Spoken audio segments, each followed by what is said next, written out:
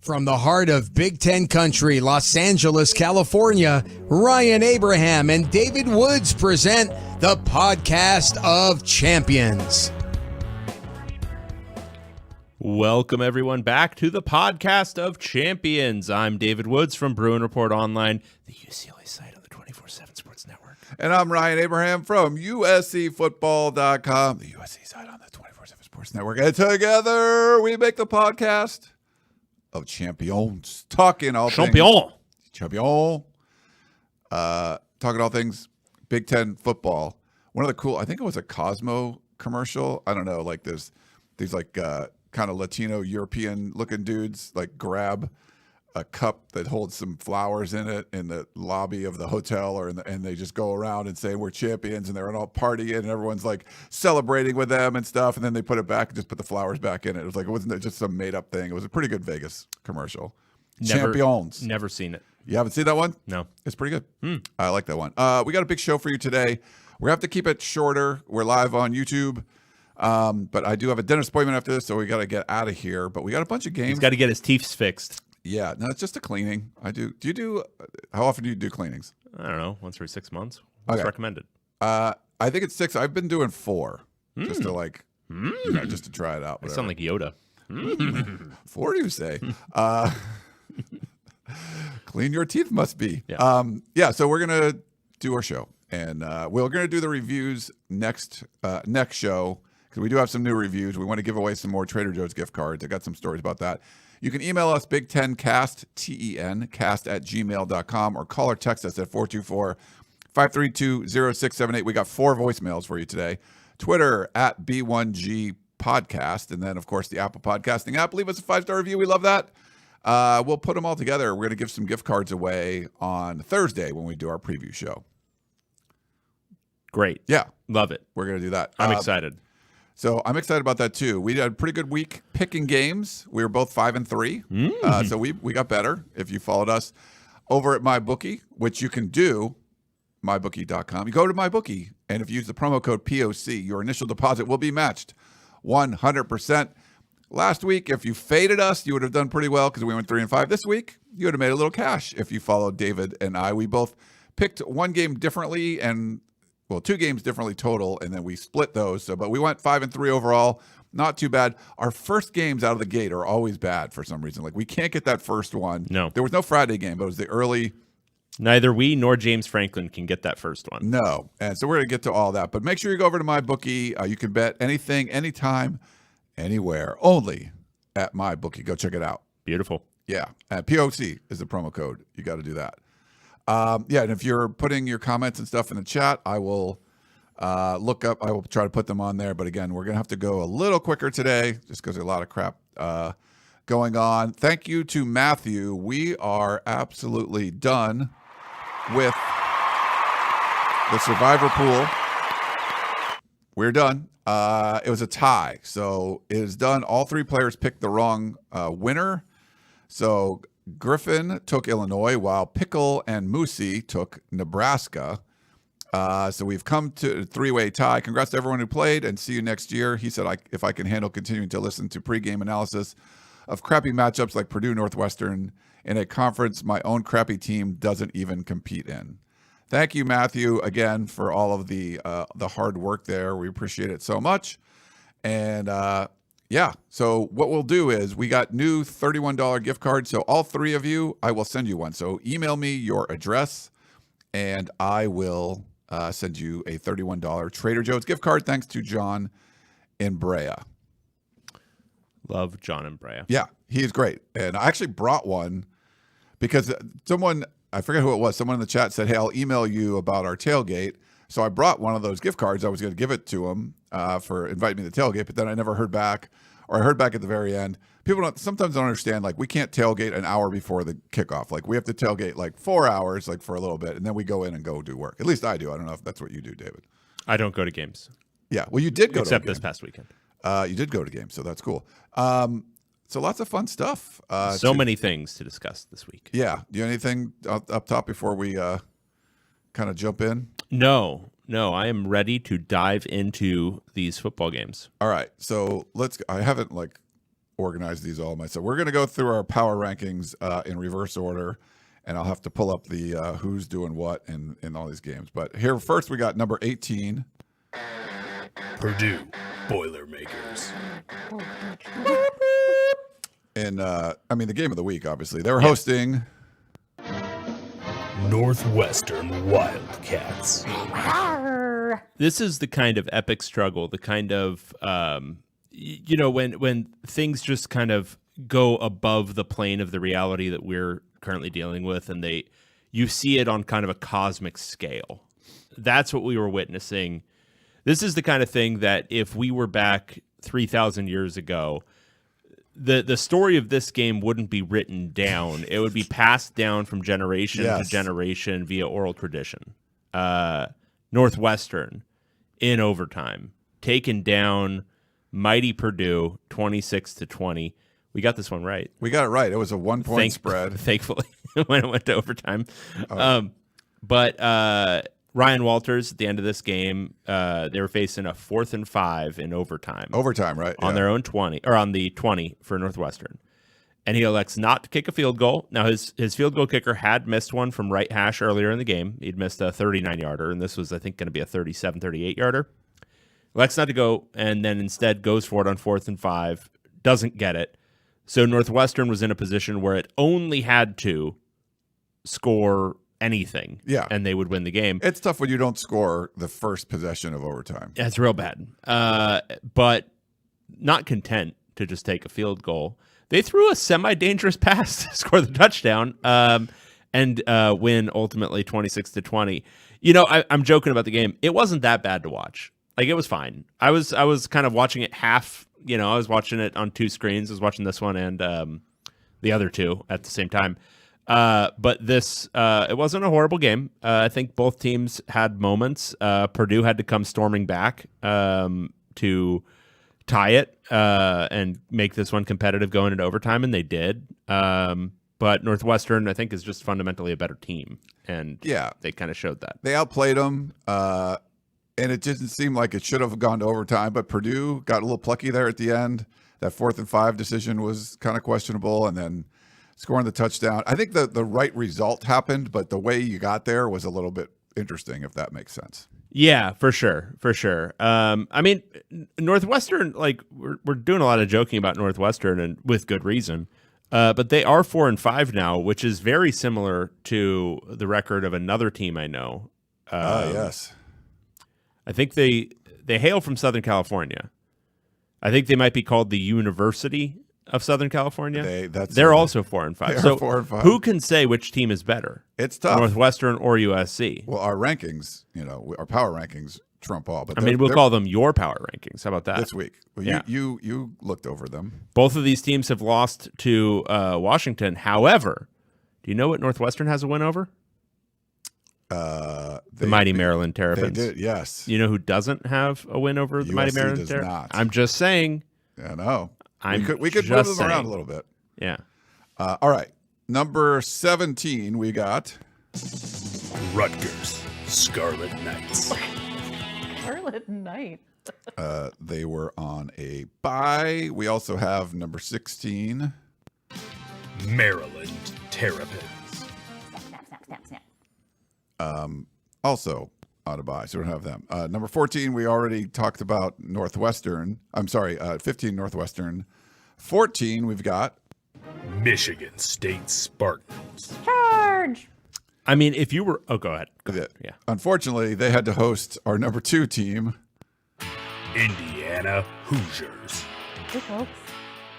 I'm from Indiana. and this one. He knows the score. He gets the women. Signetti kills. Yeah, that was a rough one. If you were only basing it off the first quarter, 10-0. wow, Michigan State, powerful stuff.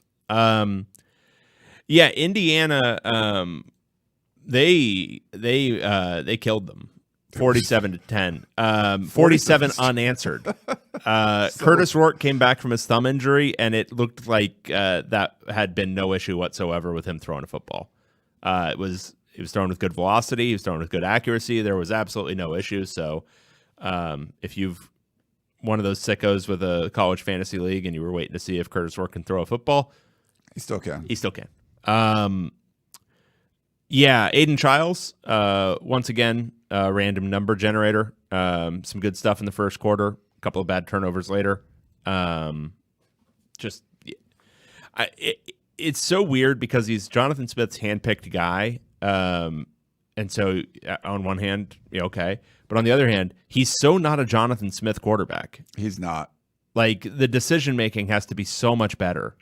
And maybe he gets them there. I mean, he's really good at developing quarterbacks, but man, oh man. But I mean, the story of this game is just Indiana. I mean, taking a little bit to get in a rhythm early, but once they did, just killing Michigan State and taking advantage of turnovers, just playing smart football.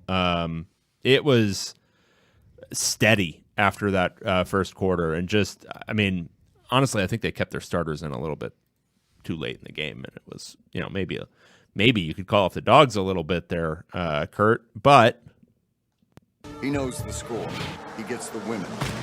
Signetti kills. Yeah, can't do that. But we're now at 9-0 Indiana. Jesus. They host Michigan, I think, this week, and then it's Ohio State. That's going to be, I mean, very likely that's going to be a battle of, not undefeated because Ohio State lost to Oregon, but it's going to be a top.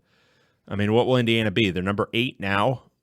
Yeah. Win over Michigan, maybe a couple other losses. They might be close to the top 5. Another top 5 battle in the Big Ten or something close to it.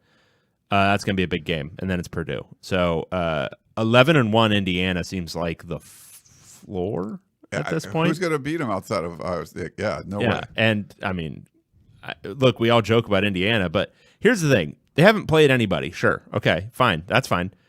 They're murdering everyone. They're killing them. Like, they killed Michigan State in a way that Michigan State has not been killed this year. Yeah. Like, murdered them. Yeah. And it's just been that way since the beginning of the season. And I don't know. Like, they haven't been tested by a team as good as Ohio State, or maybe even a team as talented as Michigan, maybe. But they're killing everybody. Yeah, we were high on Indiana coming into the season, but I think we picked them to have like 8. Like after 3-9 last year, I think we might have picked them 8 or 9 wins. I forget what it was. Yeah, and like we way underestimated it, which is insane. We got UW dad, so he says first time Indiana did not lead in a game, so good for the Spartans. That's true. Yes, they were 15 down, minutes. They were down 10-0. That's right. And then something happened, and it was called Signetti kills. It was just bad. But congrats to Indiana. We got this one right. This is like the freebie every week. Like, of course, Indiana's going to cover. Like, somehow this was only, what was the spread? 8-point spread. Yeah. So 47 straight points. Signetti kills. I don't know what else you need to know. Signetti kills. This is not, you can't, I don't think it's a referendum on Michigan State. It just No. doesn't count. It just doesn't count. It doesn't count. What Indiana does to teams, it does not count. They are killing you. No matter what, they're going to kill you. You might end up better at the end of it. You might end up worse, but they're going to kill you no matter what. Yeah. All right. Next up, we got number 13. USC Trojans. And they were on the road in Seattle taking on number 7. Washington Huskies. This was totally a game that I think dictated a run-pass split of 50-29 for USC, right? Ooh. Yeah, first half, 30 dropbacks for Miller Moss and 8 runs by a running back. Washington won 26-21. And I guess, look, I understand USC fans are a little bit, they got their hopes up about this season. But to take this group of just scrappy underdogs and go-getters, go on the road up to Seattle against, correct me if I'm wrong, they were in the one of national last year's playoff teams, a national title contender last year, and play a one-score game where you had, pretty tight. You had a lead late. I mean, another fourth quarter lead. All of that, I mean, they're so close. They're inches away, literally inches in this game. Like a one play. One play away. And I'm with that. Lincoln Riley. It's just I think USC fans, it's understandable. You're impatient. But to come out of sanctions and then to, after Clay Helton was unfairly dismissed from the program and the entire team and program and fan base was demoralized after that, to build them back to this point. I mean, I think it's time to maybe talk about a Lincoln Riley raise. Extension, maybe. Extension, especially of the buyout. Yeah. You want to give him the security, and you want to give the fans and players security that he's going to be the coach for the long haul, 10, 15 more years. Hey, real quick, go for insight. I wonder if the weather was really good, so USC just passed a lot. It was raining, so yes. All right, so there was a lot of interesting stuff in this game. So Washington had full control of the game early, because in large part because USC just refused to run the ball in the first half. It was literally refused. It was 20-7 at halftime, and then out of halftime, it's like somebody hit Lincoln Riley in the head with something, maybe like a reverse piano, and he's like, "Hey, oh wow, we've got Woody Marks. He's pretty good. Let's run the ball with him." And so he did for a while, and amazingly enough, it worked. Yeah, and they were scored, running on like 3rd and 6. Yeah. And picking up first downs. Correct. And And was like, this is not. Yeah, That's not what Lincoln Riley does. and they scored 14 quick ones. Yep. And so they had the lead going into the fourth quarter. And then his brain got bad again, because his brain isn't very good, because he's kind of stupid. I think the big thing about Lincoln Riley to understand is he is a guy who has been convinced he's a genius who's actually not that bright. Like average intelligence, maybe a little bit below average, but so many people have talked him up because he can draw squiggly lines on a piece of paper, that he's convinced himself he's a genius.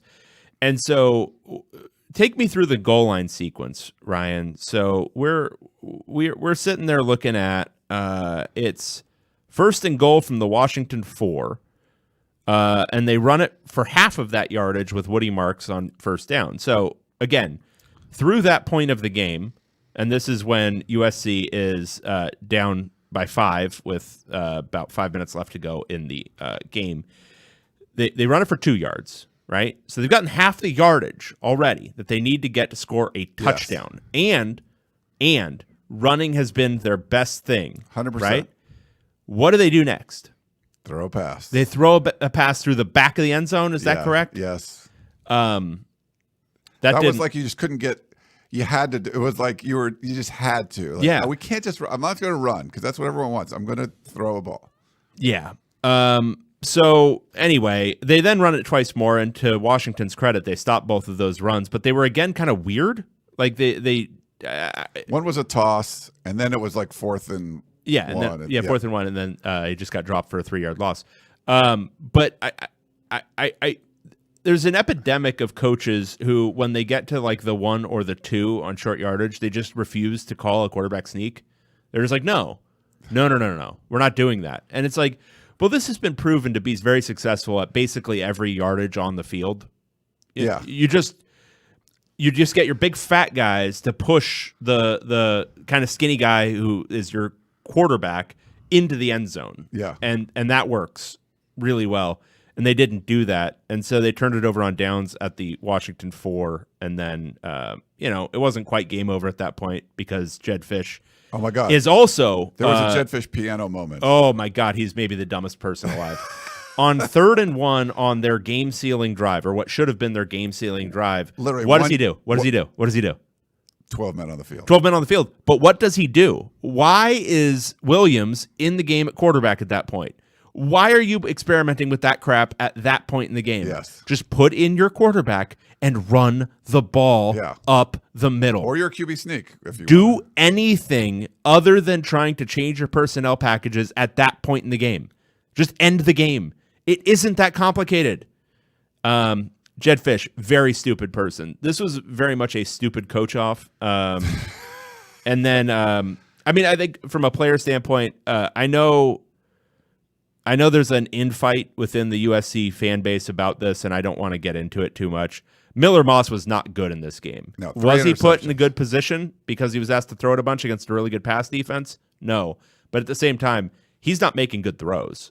And he's making too many throws that are just going into the teeth of the defense. There's some throws that are really good. There was that touchdown pass to Mekhi Lemon after a horrible decision on third down, the 3rd and 9. Then on 4th and 9, he hits that touchdown to Mekhi Lemon, and it was perfectly in stride the whole thing. but he's just making too many mistakes for a guy who can't erase mistakes. Right. Caleb Williams can erase mistakes, so he can, do some things.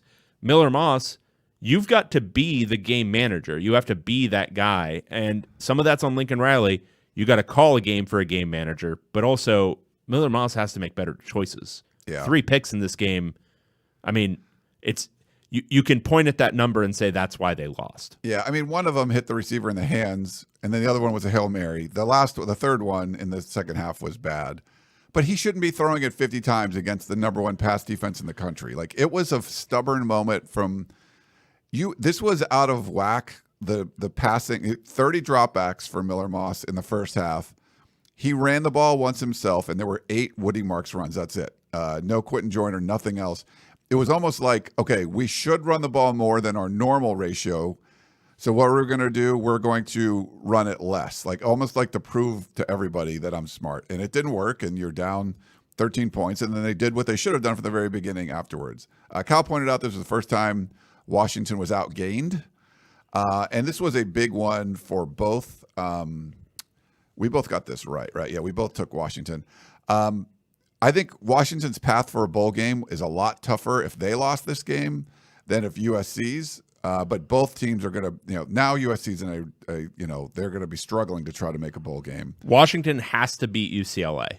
That's really the path. Because the other two are not very winnable. USC has to beat both Nebraska and UCLA. Yeah. So it's still tough for Washington. But if Washington lost this one, it was almost impossible for them to make a bowl game. Zeroed out, yeah.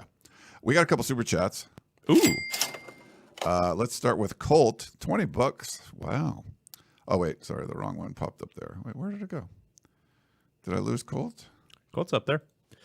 Okay. No, here. Did it pop up? You want me to read it? Yeah, go ahead. Dion voice. Do you believe, Dave? Did you believe? UCLA still undefeated in my son's lifetime. Remington Steel. What am I reading? Bush. Remington Steel Bush is obviously bringing UCLA a national championship next year. Get on the bandwagon now. Keep it mediocre. I don't know if I was supposed to do the whole thing in Dion voice, but I did. Okay. Was that a good Dion voice? No. No. That's okay, though. It's hard because it's like gravelly and it's kind of clipped. Yeah. I don't know. It's like hard. It's like you know it when you see it, like you hear it, but it's not. I don't think it's easy to replicate. No, it's hard. Yeah. It's hard. It's so gravelly. Yeah. Thank you, Colt. You're the man. That is very Remington cool, Steel Bush, I'm excited for his life because it's been maybe he is the prince who was promised, and I was some sort of cursed demon because as soon as I started really following UCLA is when basically the 25-year clock started. So maybe the light of a new dawn. Yeah. And then Matthew gave us a super chat. 5 bones. Love you guys. Who do you think wins the victory bell as of right now? If it's a close game, UCLA, of course. Yeah, because USC's not won close games. But if USC theoretically is more talented. But no, I think it's going to be a close game. I don't really know at this point. Yeah, I need really to see a hard couple more weeks of these 2 seasons going. Yeah. UCLA, we'll get to UCLA in a little bit, but this Friday's game against Iowa is suddenly huge for them. Oh, because yeah. if we're talking about bowl picture, UCLA's not quite out of it now. Which is crazy. It's insane. Yeah. But they need to beat Iowa this weekend. Yeah. All right. Let's move on. We've got, speaking of, number 12, we've got Nebraska Cornhuskers. I'm peeling corn. And if you remember, this team was ranked 18th for a while, and David was refusing to get them out of this basement. They're all the way up to number 11. UCLA Bruins. Winners of 2 straight Big Ten road games. The UCLA Bruins. They went into Lincoln. I went into Lincoln. You went to a game. I went to a game. Great town, great people. UCLA was beating that ass. It was 27-7 at one point in this game.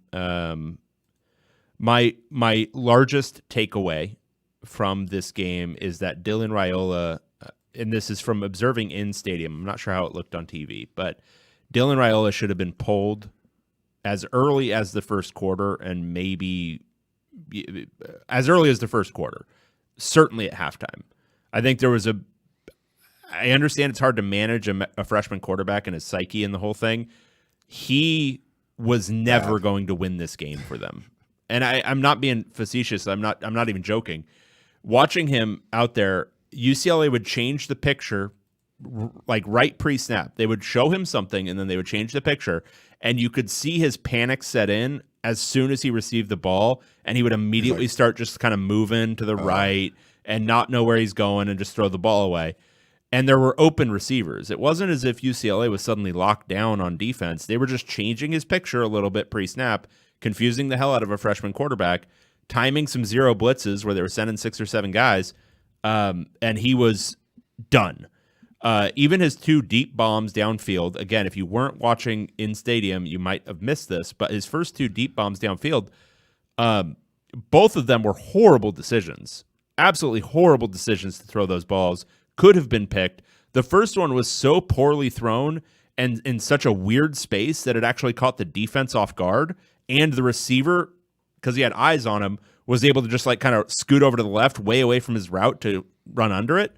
But it was a horrible throw, horrible decision. He had receivers underneath who were in much safer positions for first downs, and that was really the story of the game for him. He had underneath stuff, and then he would just try to throw something stupid when he was throwing.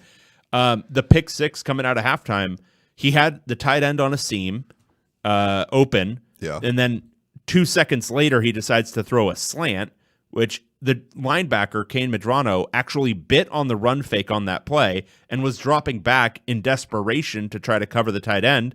And he didn't even throw to the tight end. He throws it to the slant receiver, and he gets picked. He was really bad, and it put Nebraska in a huge hole that they couldn't recover from. And UCLA's defensive coordinator and defensive staff did a great job. That's what you're supposed to do against a freshman quarterback, just confuse the hell out of him. But they should have pulled Raiola earlier. Harburg, their backup, he came in late after Raiola got hurt. Yeah, he went down.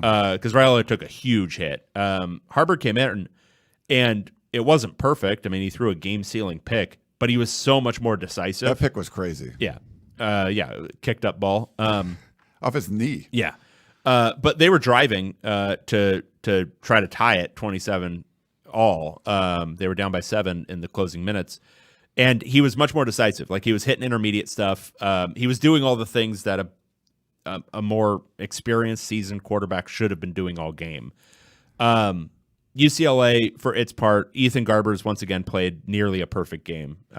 He was making great decisions with where to put the ball, didn't have any turnovers, had another great scramble for 57 yards in this one, showing off again that he's got some wheels. He's not, a pure statue back there.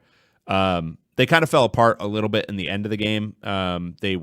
After basically the opening drive of the third quarter, they didn't score. It was a lot of just run, pass, punt, and then some lack of aggression at certain points. I thought UCLA, they had a 4th and inches at the Nebraska 8. They kicked a field goal instead of going for it.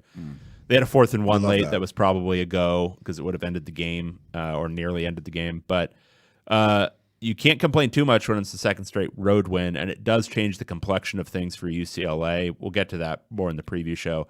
Nebraska, this also changes the complexion of things. Suddenly, bowl game's a lot harder to see. They have to go at USC, then they host Wisconsin, then at Iowa. All of those could be losses. I think in aggregate they should win one of those, but if Raiola continues to play like this, if he continues to look like he has like crash test dummied into the freshman wall, this is going to be tough. It's a tough one. I got this one right? I took UCLA in those 6 points. Somehow you did not. We got a voicemail about that in a little bit too. Colt says, so UCLA hasn't won a home game in over a year. USC hasn't won a road game in over a year. So that's the LA story right there, folks. And they're gonna play in the Rose Bowl. So who knows? Maybe both of those streaks will still be on the line. We will see. But and it's funny, UCLA was complete control, and then the only reason, correct me if I'm wrong, I think the first 2 or 3, it might have been all the Nebraska touchdowns, they were aided by UCLA personal foul penalties. Yeah, it wasn't personal fouls. It was unsportsmanlike conduct. Two of them, so one of them I think was literally for a player saying something, which, okay. One was, I think, legitimate, and then one was for pulling off a pile. Literally every single Nebraska touchdown came when UCLA had a 15-yarder for unsportsmanlike conduct. Two of them came when Dylan Raiola threw moon balls that should have been picked off. Oh yeah, that was a killer. Like that was. It's just, yeah. I mean, there's a world not too distant from here where UCLA holds Nebraska to like 3 points in this game. Yeah, that was like completely aided by all that. Okay, next up we got number 10. Michigan Wolverines. Wow, scratch. And they were hosting. Oregon Ducks. Number 1, Oregon Ducks. My big takeaway from this one is that the cover was really never in doubt. Oregon was David. obviously David. obviously 14.5 plus points better than Michigan at all points in this game. Not until There was never a moment where I was like, I'm not sure if Oregon's going to cover. I will say this. Oregon was... It was a 14.5 point spread. David took Oregon. I took Michigan. Michigan was covering until they they didn't even call a timeout. Like Michigan could have called a timeout to preserve time. They were just kind of letting them run out the clock, and Oregon punched it in anyway for like the garbage touchdown. Like That's it was right. so weird. Like Well, they had to make up for all the shaving earlier in the season. I think it's like reverse. This was reverse shaving. They were like, we're going to cover this one just to prove those guys in the POC that we're not shaving points. So it was probably a slightly more even game than the final score. I will say, for Oregon to go into that stadium, win by 21, even if it was maybe a little bit, Michigan turned it over on downs way on Oregon's side of the field, and then Oregon drove it down for 8 minutes to score that final touchdown. It's not quite a turnover swing, but that's a swing of where the score maybe should have fallen. But I will say it felt to me like a continuation of kind of the more dominant Oregon we've seen of late. Just watching it, there were moments where the game was close-ish, but it never felt like Oregon was really threatened in any real way by Michigan. It felt like they were just steady building the lead for most of the game. Yeah, but it should have been closer. Like the way it was It played. should have been like a 10 to 14 point game, Yes. probably. But I never felt like it was really in doubt, No, I guess is my Oregon point. was going to win, but it wasn't going to be like this blowout thing. And there was just some weird crap that was going. Oregon up 11. They're about to punt, and Michigan gives an illegal formation. They lined up someone on the center, and it gives the Ducks a first down. They go and score. It's like, what do you do? You can't give a team like that extra possessions. There was just some boneheaded plays on the Michigan But side. I will say, just for Oregon to do what they did offensively against this Michigan team, like, I don't know. When was the last time somebody scored 38 on Michigan?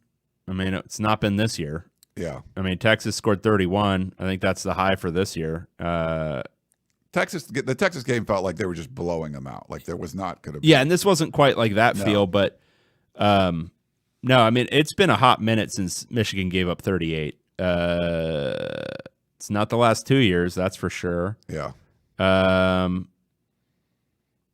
Not that year before either. I don't know. I mean, this was, I guess my point is, this is a really impressive, it was 2020. This is a really impressive Oregon really freaking good. showing for Oregon. I think they're now at the point where they've rounded into form as a true national title contender. Yeah. Do you see that one? I don't know what Michigan was doing. Michigan was down like they're the 14, and they were down 14. They're in the red zone. Orgy didn't step out of bounds, but the refs like said he did, and it got called back. And then it was 3rd and 7. They ran it up the middle. You're like, what are you doing? And then 4th and 4, they ran this reverse pass, and they threw it to Orgy, and it was like way out of bounds, and he runs into the – it was like, what are you doing? It was just the weirdest freaking stuff. And then Oregon goes down, and I will say, again, they had the ball down 14. They should big have scored. takeaway from Michigan, and you can, again, have a lot of complaints in the whole thing. You can't say that Sharon Moore isn't trying stuff. Like they are trying some stuff. Yeah. It's just not all of it's going to work. Davis Warren, like, okay, I think he's your best option. But they used Orgy in some weird ways in this one. So, but, feel bad for Michigan, but man, Oregon is they're looking really good. I'd love to see them play Indiana. That would be a lot of fun. Yep. We got number 9. Wisconsin Badgers. And they had the unfortunate task of going to number 5. Iowa Hawkeyes. So Iowa killed them, obviously, 42-10. I think a big part of this, like, and the way it looked at the final, was Wisconsin just being absolutely incompetent offensively. I think Braden Locke, speaking of guys who have kind of run into a wall, his last couple of outings have not been good, and he has not looked good, and he's not making great decisions. And yes, this came against Iowa, but this Iowa defense is not, it's not last year's Iowa defense. Like, they're pretty good, but they're not not lights out. They're not killing teams the way they were last year just with their pure defense. Wisconsin just kind of back to just scuffling at the quarterback position, and then defensively they had no answer for Caleb Johnson. And I think it does help that Brendan Sullivan is out there, able to carry it 9 times for 58 yards. That gives them somebody who's offsetting Caleb Johnson, because they're not really going to do it through the pass. He was, not a whole lot better than Cade McNamara throwing the ball. He was 7 of 10 for 93 yards, but his threat as a runner, and then he's, accurate enough on some short stuff that it allows a little bit more space for Caleb Johnson to work. And Caleb Johnson's one of the best running backs in the country. So it's not that complicated. Iowa, I think took advantage of a Wisconsin team that, again, the quarterback play has just not been good the last couple of weeks. And Iowa's, at this point, we can definitely say Iowa is better offensively than they were last year. Yes. And their running game is something you can actually lean on. 4th game, scoring 40 points. That's right, baby. Scoring 40 points, and you didn't even throw for 100 yards. They did that pregame blackout thing that looked kind of cool. This was a tough environment for Wisconsin. Our buddy Matthew in the chat, he says he's a rational fan. He hasn't been this pissed off watching Badger game in like 10 years. It was a tough one. I mean, this was sort of one of those things where just everything's going to go Iowa's way. They don't have to throw the ball. They can run the ball. You put in, Brendan Sullivan, who looks effective and kind of making things work. They were messing around a little bit early, but then he just took control. Once they went up 14-3, it was like, all right, this is over. They ran for 152 yards in the first half. I guess it's the most that they had run for in like 5 years. But they were just in control this one. We both took Iowa -3. Obviously, it wasn't even close there. But this is a, team that's lost 3 games. But do you want to play the Hawkeyes like that? They can actually score some points and. No, I don't think you want to. It was a certain kind of game in the first half, and then it became an entirely different kind of game in the second half. And I think a huge part of it was those 2 interceptions from Braden Locke. The first one broke serve and allowed Iowa to go up essentially another score. Yeah. So it became a 14-3 game at halftime instead of otherwise. And the second one out of halftime was sandwiched in between 2 Iowa touchdowns. And it's just, Iowa's not the same team it was last year. You have to be able to score a little bit to beat Iowa. And I don't know, just critical mistakes. And yeah, you're playing your backup quarterback. That sucks. And I get it. But Wisconsin looked like it was building something against those really weak teams midseason. And now it's kind of dissipated again. Yeah. All right. We got now number 8. Let me find it. Illinois Fighting Illini. Hi, I'm from Illinois. They're playing number 6. Minnesota Golden Gophers. Minnesota went into Champaign, one of the toughest environments anyone can imagine. It might be, actually. I'm talking shit. I think Illinois is actually a fine place to play a game. Yeah. And knocked off number 24 Illinois 25-17. It was 17-16 Illinois late. They had seized the game back after trailing for much of the second half. They just fell apart. Yeah, and then Minnesota drove all the way down the field for a go-ahead touchdown with, about 5 minutes left. Then Illinois turned it over on downs. Then Minnesota kicks a field goal. But, Illinois still has a chance at that point, a little under 2 minutes. And then they fumbled away on their final possession. Illinois, I would say they threw it better against Minnesota than I was expecting, and actually moved the ball better. They just couldn't score. That was kind of their fundamental issue in this one. And I think Minnesota ran the ball really well. Probably their best game running the ball in a long time. Darius Taylor had a really, really good game, and that helped them a ton. But Too many turnovers for Illinois. Missed field goal, I think, was significant. But yeah, 2 turnovers, 2 fumbles. No bueno. Yeah, this was like statistically, it was pretty even. I think, like you said, Minnesota ran the ball better than I thought they would against Illinois. We both took Illinois +3 in this one. We got it wrong, but the turnovers, I think, were the killer. It just seemed like they weren't able to. I think they sustained drives okay. They were actually, both teams were pretty good on third down, so they were able to like keep drives going a little bit. But it just was something with Illinois couldn't finish them off, and having those two turnovers, I think, was really tough there. Minnesota's bowl eligible now. Yeah, I mean, a good win for Minnesota. They've looked really good as of late. So they've actually played some teams where Wisconsin got some wins, but they were against the bottom of our power ranking. So this is a good win on the road. We weren't sure what the bounce back was going to be after going to Oregon, but nice win for Minnesota. So PJ Fleck kind of putting some things together. They're a missed field goal against North Carolina and a missed call against Michigan from potentially being 8-1. Yeah. All right, we got one more game to talk about. We have number 4. Penn State Nittany Lions. Rawr. They were hosting, and it was a really fun-looking environment. Our number 3 team. The Ohio State Buckeyes.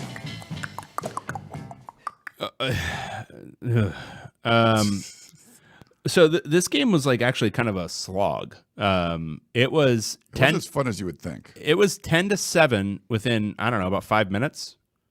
There was it was 10-0, I think. It was okay. So first it was 10-0. Yes, Penn State. Yeah, with about 5 minutes to go in the first half. Oh, so it wasn't about 5 minutes. Because the pick six came a little bit later. I think I'm conflating that pick six with the UCLA one out of halftime. But it was 10-0 Penn State in the first quarter. They had driven down for a field goal, which felt like it needed to be a touchdown drive, but it ended in a field goal. Yeah, they had 1st and 10 at the Ohio State 12, and then suddenly all the things that were working just kind of ground to a halt, and they kick a field goal after gaining basically nothing. And then immediately pick six Will Howard. He's throwing it to the outside. It seems obvious pre-snap he's throwing it to the outside. Penn State has it read beautifully, jumps the pass, takes it into the end zone. 10-0. Feels like, oh no. Yeah. And then my man Chip Kelly just calls a ton of really good plays, and they score a touchdown. And it was so easy. Like the way they scored on that touchdown drive was so easy. Then Penn State goes 3 and out, and then they do it again. And it looks so easy. And it's like, oh no. Oh no. At that point, when it was 14-10 Ohio State, I thought, oh crap. This might be a blowout. But then Penn State kind of put the screws on them a little bit defensively, and it turned into this just mud fight. But Penn State really wasn't able to move the ball after that. No, it was tough. It was really, really hard to do much of anything. There was this crazy play in the end zone where Penn State had a fade to them, and then the Ohio State player actually picked it off on the carom. It was crazy to watch. There were some weird calls, some ref calls. There was one that was like a pseudo fumble that I think they eventually ruled an incomplete pass. That just kind of annoying. But the one I want to focus on is James Franklin at the end of this game. They have a 1st and goal at the Ohio State 3. For most of this game, I would say Penn State's running game had some difficulties. Between Katrin Allen and Nicholas Singleton, they had 18 carries for 42 yards. That's not good. When Ohio State knew a run was coming, they were stuffing that run with regularity. So Penn State goes on the goal line. And again, this is like when you're trying to assess your strengths as a team, like USC, run the ball. Penn State, against this team, maybe you try to get the ball in the hands of Tyler Warren whatever way possible, right? Whether you want to line him up at Wildcat, whether you want to, have him get a pitch, whatever you want to do. Get the ball in the hands of your freak show tight end, right? I think they avoided him like the plague. Like it was like they were not like I have no idea why they weren't getting him the ball. The crazy thing was he had been the one to run it to the Ohio State 3 on this crazy, play down the sideline. So they handed off to Katrin Allen for no gain. They handed off to Katrin Allen for 1 yard. And then they handed off to Katrin Allen for 1 yard. It's at the Ohio State 1. Now at this point, again, maybe I take my freak show tight end line him up a Wildcat, and just let him go to town. If he doesn't get it, well, you put the ball in the hands of your best player, and he didn't get it. Sad, but that happens. What do? They drop back. I think Tyler Warren may have been the primary option, but he's running like a little flat route that's short of the end zone, well covered. And the other option is throwing it to like your fourth string wide receiver, like in a sea of like 4 different Ohio State players. Yeah, you're turning my levels down. Yeah, because you're yelling. I don't really understand James Franklin. Because I can't believe that was Andy Kotelnicki calling those plays inside the 5. That felt like David Shaw taking over for whoever's offensive coordinator is in the red zone. That was James Franklin. It had to have been. He was trying to set up for a better field goal. They called the same thing with their big guard who is basically playing tight end, who does the like little slam thing. They called it like 4 straight times, and none of them worked. Because he's running like this. He should be running like this. You're on the 3. Yes. Just have him line up at fullback and smash a dude. Anyway, that was miserable. There were 5 minutes to go at that point. It felt like they should have punched it in. Yeah. Then this should have been a, which team can score in the last 5 minutes kind of game. I think it was mismanaged by James Franklin. No, I agree with you there. And Penn State early, like getting that lead, that's what you want, right? You have the environment and everything. Dude, so Ohio State hasn't scored yet. They're going to punt. Taunting on the Penn State player. Like, he didn't even tackle the guy. The guy just like slid down. He stepped over him. So he didn't make the play. It wasn't like you stopped the dude. He catches a ball like, short of the sticks, and he slips. And the Penn State player is just there and then walks over him like inexplicably. And then that leads to a touchdown. You're like, okay. And all of a sudden it's 14-10 and it was 10-0. And you're like, this is not good. They did get a stop. Ohio State, every time they had gone for a 4th down all season, they had scored a touchdown on that drive, like 9 different drives. But they get a stop on this one. That weird one where Will Howard's running and he knees the ball or kicks the ball into the end zone as he's running in for the touchdown, and it's a touchback. And it's like obviously that's the very penalized play. So that was like, you get life there and still weren't able to take advantage of it. Penn State ends up throwing a pick in the end zone right before the half. And you just kind of knew, like, this is not going. There was a bunch of plays like that Penn State needed to kind of go their way or take advantage of, like what Howard did there, that screw up, and they just weren't able to. So Ohio State played well. And I do have to give my man Chip Kelly some flowers because their closing drive to keep the ball away from Penn State. He does that well. Like the calls to like have Will Howard keep it. There was just a lot of nifty stuff on that drive to just, okay, Penn State, you're not going to see the ball again. So good on Chip Kelly. Let's do our Pac-12 mythical power rankings quickly because most of these teams were on buys. But number 12, Stanford Cardinal. They were not on a bye. They got their ass handed to them by NC State. Yeah. Stanford's horrible this year. They are so bad. Number 11, Oregon State Beavers. They were on a bye. Number 10, California Golden Bears. They were on a bye. I think they were on a buy too. Number 9, Utah Utes. I believe they were on a bye too. I think so. Number 8, Arizona Wildcats. they should have been on They a buy. were not on a bye. They got murdered by UCF 56-12. Brent Brennan should be fired. I don't think they can because of buyout issues, but he's a horrible head coach. Absolutely horrible. I'm sorry, Arizona. Yeah. Number 7, USC Trojans. they were at number 5. Lincoln Riley's a beautiful Washington head coach. Huskies. Jed Fish is very stupid. Number 6, UCLA Bruins. they beat Nebraska. Back-to-back wins, baby. Number 4, Arizona State Sun Devils. Bowl-eligible ASU went into Oklahoma State and won 42-21. yeah, and the game was delayed like 7 hours or something. Let's fucking go, Denny Killingham. Yeah, he's up there. But that was a crazy one. They were thinking about calling the game and man with lightning and stuff. Number 3, Washington State Cougars. They were on a bye. number 2, Colorado Buffaloes. They were on a bye. Number 1, Oregon Ducks. murdered the defending national champions. That's right, baby. Okay. Why don't we do this? Let's take a quick break. We'll come back. We'll try to do the questions quick. All right. Back in a minute, everyone.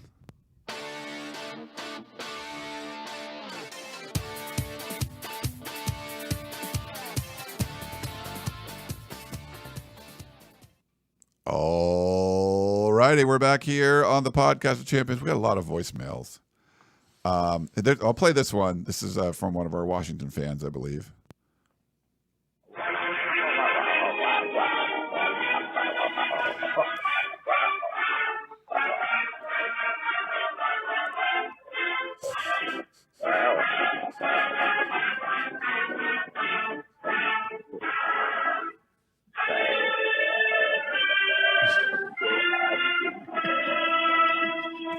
That's like a Washington thing the band plays. I don't know if that was an actual, if he like recreated it. I'm not sure. They play the super slowed down version of that. Yeah, and then they'll play the Washington, like the last part, the da da da da da. It's like the Washington thing. Yeah. But that's like what the band does. This one, we got a Zodiac Killer one. All right. You ready? Mm-hmm. Hello, Ryan. Hello, Sith Lord Dave. That's right, it's me, the resident Rutgers fan. Well, Ryan, I told you, every breath you take, I'll be right where you are. I followed you all the way to Seattle, to watch that turd, the dirty, rotten scoundrel Trojans laid on the field. It was so beautiful. What do we do in Seattle?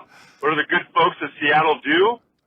We produce cereal kit eaters, lots of cereal eaters, and the place where college football dreams go to die. Hope that one hurt in the freezing cold wind and rain. I actually almost let you see my face. I was going to come and actually introduce myself to you, but then you tried to pull a trick. You tried to pull a reverse dirty trick on me, didn't you? Inviting me to the press box because, quote, I have a Trader Joe's gift card for you. What do you think, I'm a moron? Who's going to fall for that? What kind of an idiot would just carry around Trader Joe's gift cards in his pocket in the random off chance that a sociopathic podcast listener might show up to the press box? I didn't just fall off the turnip truck yesterday, Abraham, okay? That's when I knew you were up to some shit. No, not going to go out like that, my friends, okay? But you'll never know where I'll be. I'm coming. I'm going to keep coming. I did get the scent of your musk, your man musk, and I liked it.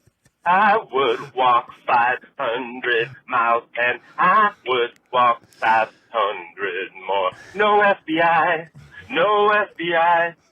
J. Edgar Hoover was a great big giant dick. Get it? Keep it mediocre, boys. So I did get a DM from our resident Rutgers fan, and he's like, he says he's someplace that I don't know where it is. I'm like, I don't know where that is. I'm near like where the boats are. And like I did bring a Trader Joe's gift card because one of the listeners said they were going to do tailgate, so I was going to give them the gift card. And then I was like, well, hey, if we run into the resident Rutgers fan, I would give him the gift card, but he didn't want to meet me. Wow, that's or sad. whatever. That's sad. But it's funny. Washington State, if you Google that, like there's a whole Wikipedia page. There's a ton of serial killers. Mm-hmm. I don't know if that's what he's referring to. I mean, Ted Bundy, probably the most famous, right? But yeah. A lot of serial killers based in Washington State. How many serial killers do you think actually listen to the podcast? There's got to be a couple, right? Well, we have one for sure. We know we have one, but like besides that. I mean, there's probably a couple. Yeah. Yeah. Like people who've thought about it at least. Yeah, like they definitely tortured tortured animals yeah, and stuff. For sure. Burned, ants with magnifying glasses and things. Yeah. All right. Well, we got another voicemail. It seems similar, but I guess it's somebody else. I'll play this for you. Hey, what's up, guys? This is Brian Abramowitz from Muskogee, Illinois, and long-time listener, first-time caller, and just a question for David Woods.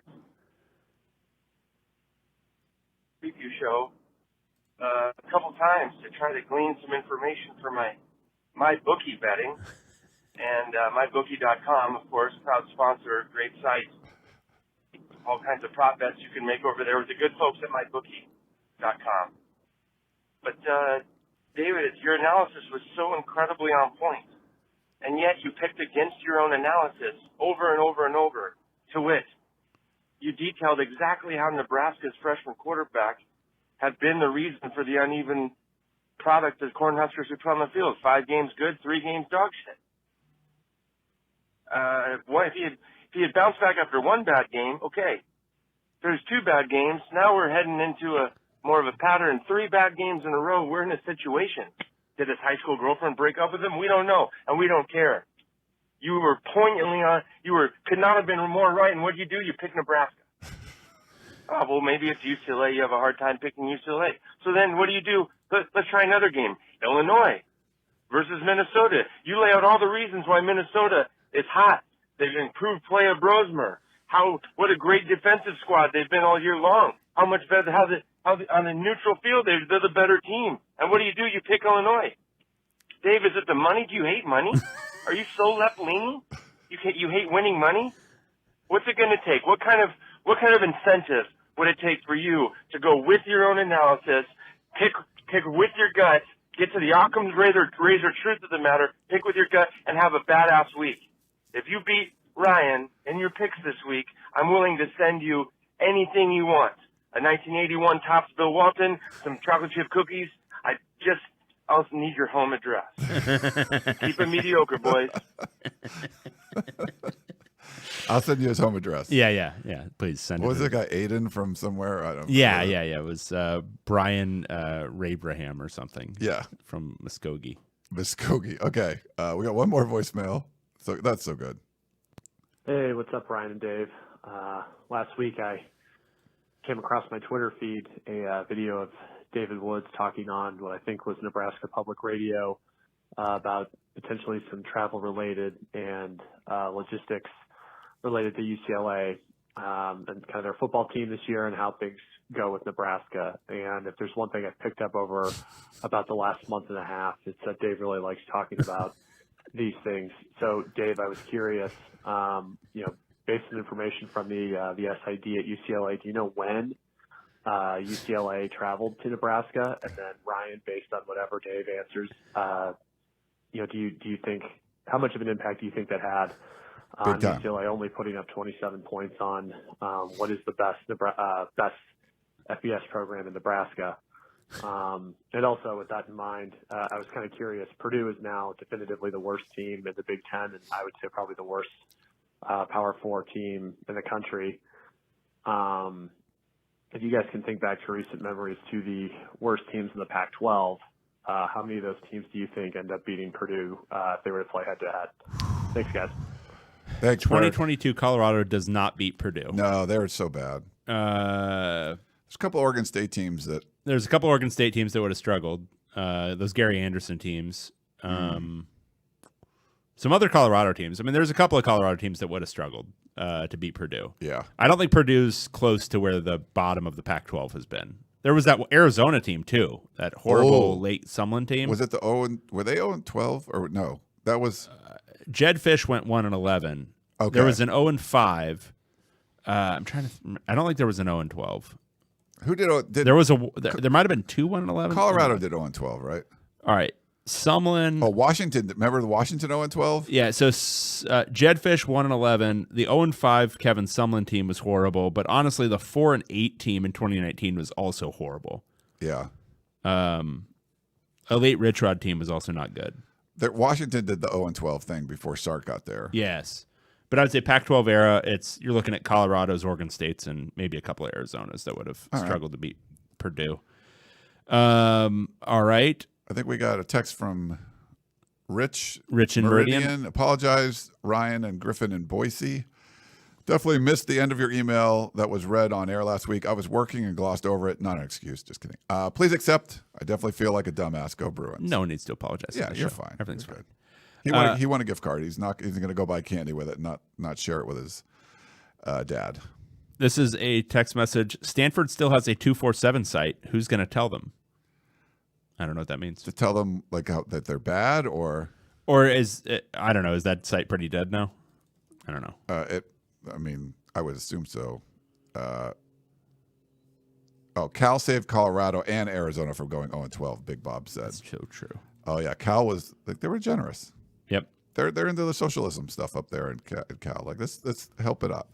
I mean, we were pushing. We really wanted the 0-12 pushes, but that didn't happen. It didn't happen. All right, here I'll read Oxnard Steve too, since that one was quick. Okay. Since the heart of Big Ten country is Los Angeles, I must be in the northwest artery of the Big Ten, taking in the majesty, as David says, of the conference's highest profile game of the day, Trojans at Huskies, aka mascots who can actually fight, while snowbound plains-dwelling denizens suffer with lesser-quality matchups much closer to their frozen tundras and happy valleys. And since when has a valley ever been happy? Land before time, let's be honest. Oh, and being here in Seattle, it reminds me that there was some question as to whether Shane's wife sounded all of the POC drops or if a child was somehow involved. I can confirm that it is indeed Mrs. Shane. I can hear her calls and giggles above the din of this extraordinarily loud USC faithful crowd, unless, wait, nope, I was wrong. What I'm really hearing must be Ryan from Boise's 11-year-old son Griffin at the game or on a family road trip and with his dad away getting a beer or two, gleefully yelling out all the profanities he learned while listening to the podcast of champions. Keep it uncensored as always, boys. Oxnard Steve. Thanks, Oxnard Steve. And he will get his gift card, so he can do whatever he wants with it. It'll be great. This is from Daver? Mm-hmm. Daver? I think he must have meant to write Dave. Oh. Or just Daver. It may be Daver. Welcome to the Big Ten, USC. I didn't see you on the docks, Ryan. Did you make it into the lake? Why doesn't Washington just play all their games at home? Undefeated season. And then, so there was 1, 2. Oh, no, wait, I'm sorry. There was no number, then number 2, then C. So this is interesting the way he, which Pac-12 or Big Ten coach besides Kenny Dillingham would make the best president? Choose carefully. I will be writing in whichever one you pick tomorrow from Daver. I went down to the docks. I texted a picture of the boats to a friend of mine who's a prominent Washington alum, and she was upset that there weren't enough boats there and said that Judge Fish is killing the program. But then I came back later. There was more boats, but it was as many as they normally have. I don't think you're allowed to play all your games at home, so that would be why. And then for president, I think there's only one choice. He knows the score. He gets the women. Signetti kills. Well, yeah, because you do need to be a sociopath to be the president. And David makes that clear. Would you pick anyone else? No, I think it's got to be Kurt Signetti. So, like, if you were so when we were doing this, like David Shaw, like James Franklin feels like he could be somewhat presidential, right? Yeah. Like, if you were thinking about that, I'm not sure who else. All right, who's got presidential gravitas? Does Shiano have it? He might have it a little bit. Maybe. I'm going to say no on Mike Loxley. I'm going to say yes on James Franklin. Yeah, James Franklin. No, hell no on Ryan Day. No, like some of those guys. Like, you don't want Fleck. No Sharon Moore. Yes on Signetti. Jonathan Smith. Ryan Walters seems kind of sharp. No? He's going to get fired, though. He's going to get fired. But then he'll be available to be the president because he'll be fired from a position that pays more. Yeah. David Braun, sure. Northwestern. That's smart. Yeah, I could do that. I don't know. Jed Fish, definitely not Jed Fish. Definitely not Lincoln Riley. Not Dan Lanning. No. Well, Dan Lanning, I think he'd be detail oriented. There's like he's just the thing with him and Dillingham is that they're both crazy people. Yeah. Like, you don't quite know whether they've like eaten human flesh before. So like you just can't say it for certain. Yeah. So I'm a little uncomfortable with those two. All right. Well, we got one last one, and unfortunately it's long, but let's try to get through this. Is this your turn? I think it's yours, right? Yes. Okay. This is from Jesse. What I learned in Nebraska, my dear podcasters, UCLA fan here. I made the journey to Lincoln, Nebraska last weekend with my 75-year-old dad to watch UCLA take on the Huskers. I have to say the Nebraska tailgate experience was epic, with Husker fans constantly walking up to us saying things like, "Thank you for coming to our great state. Let's have a great game." Handshake, handshake, and then another handshake. And then I sat down on a converted ambulance, outfitted just for tailgating, for a vodka Gatorade shot and some smoked deer sausage. The contrast with last year when UCLA beat USC at the Coliseum, it never felt better to talk a little shit. But you just can't with these Nebraska Cornhuskers. They are the nicest people in America, and I encourage everyone to take this opportunity with conference realignment to go to seemingly random away games. So here's what I learned in Lincoln. 1. A 5-star freshman quarterback is still a freshman quarterback. A 5-year 4-star quarterback, Ethan Garbers, was definitely the better quarterback, and the polish showed. 2. Penalties suck. Unsportsmanlike penalties saved the Nebraska offense almost too many times to count. Yep. 3. Husker football is a celebration of Nebraska culture, and it goes way beyond football. Memorial Stadium becomes the third largest city in the state of Nebraska on game day, and every 10 seconds there's an honoring of an injured soldier from Nebraska, a romantic song about cornhusking that everyone sings along to like the national anthem, or a quick speech by the governor at halftime, who, I swear, had been drinking. 4. UCLA is way better than the record shows. Akaika Malloy is a great DC. Sorry, USC, overpaid for Lynn.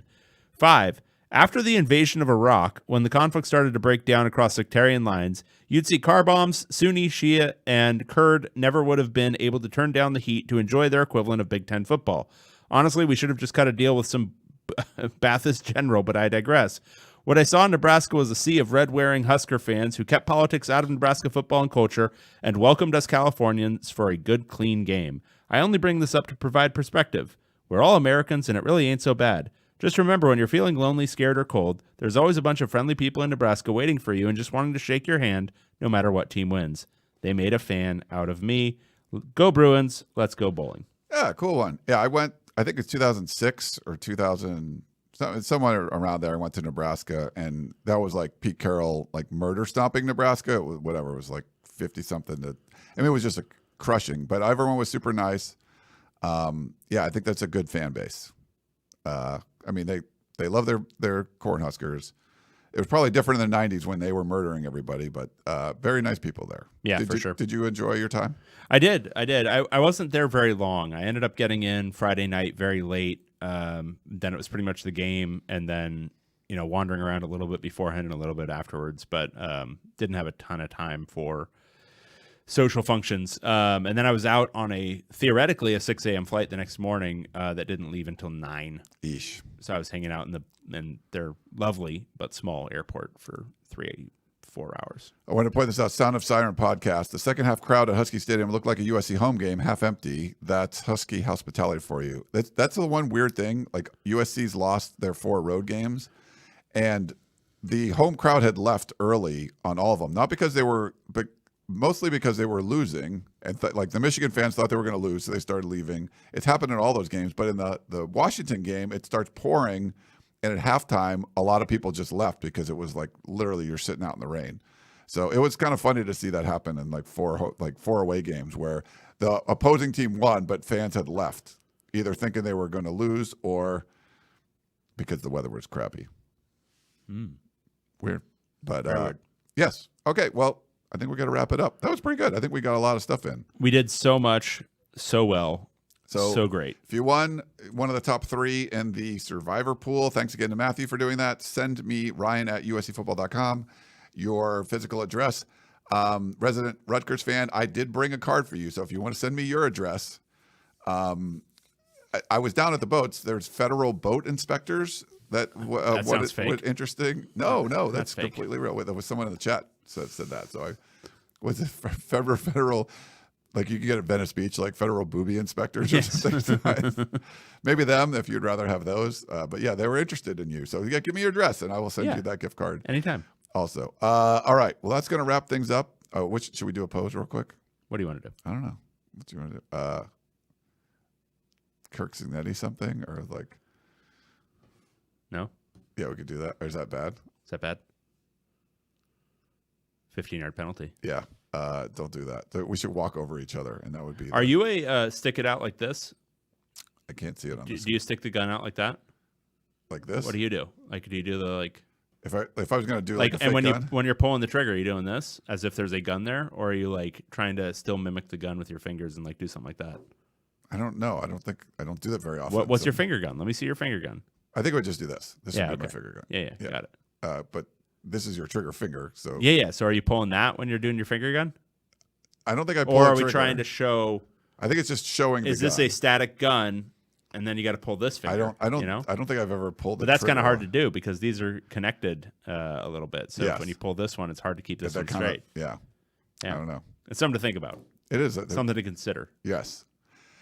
Maybe our resident Rutgers fan can tell us more. He about probably this. knows. I don't think that's maybe not his I don't think his preferred MO. Yeah. tool. He likes to be more personal in his work. Yes, it's so true. Blades and such are a little more personal than It's so true. Yeah. Knives, stabbing weapons, bludgeoning it's a or little something from strangulation. Terminator 2 for things. everyone out there. Yes. All right. Knives, stabbing weapons. For David Ed Woods, I'm Ryan Abraham. Hope you guys enjoyed the show, and we will talk to you next time. Goodbye.